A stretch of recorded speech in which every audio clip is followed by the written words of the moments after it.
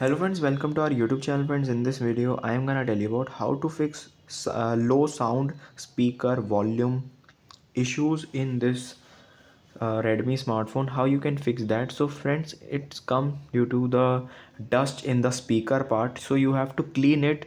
You can just go to nearby service center for that, or you can just first full your volume, click on settings, and you can see sound and vibration. You have to first see, here it is. You have to enable all of the sound effects, and in additional set just turn on everything.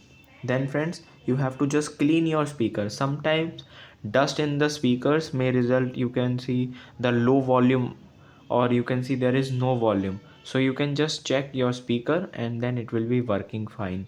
I hope you like this video. If you like this video, then subscribe to our YouTube channel for more helpful tips and tricks videos. See you next time.